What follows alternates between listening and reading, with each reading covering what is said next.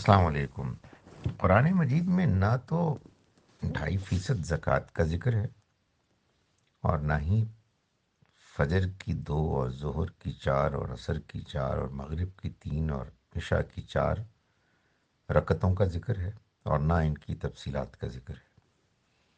یہ تو ہم کو سنت سے ملی، یعنی دین کے 2 ماخذ سورسز ہیں، ایک قرآن ہے اور ایک سنہ ہے، یا زیادہ صحیح تر الفاظ میں کہنا چاہیے کہ دین کا ایک ہی ماخذ ہے، اور وہ ہیں نبی اکرم صلی اللہ علیہ وسلم کی ذات گرامی۔ آپ نے ہم کو اللہ کا دین 2 شکلوں میں دیا ہے، ایک قرآن اللہ کی کتاب اور ایک سنت، وہ دینی اعمال کہ جو آپ نے ابراہیم علیہ السلام کی جو دین تھا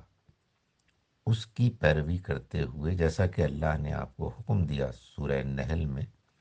آیت نمبر 123 میں، یعنی تبع ملت ابراہیم حنیفہ، کہ ابراہیم کے دین کی پیروی کیجیے جو یکسو تھے۔ تو اس دین کو آپ نے، جو اس میں بدعات شامل ہو گئی تھیں، اس کو ٹھیک کر کے، اور جو بحیثیت پیغمبر اللہ کی طرف سے کچھ اضافے کرنے تھے اس کو کر کے اس امت میں ایسے جاری کر دیا کہ قرآن ہی کی طرح سنت تمام پہلی نسل کے مسلمانوں کے اتفاق، اور پھر اس اتفاق کے اس امت میں بغیر کسی انقطاع کے تواتر کے ساتھ چلے آ رہے ہیں۔ تو یہ دونوں سورسز ہیں۔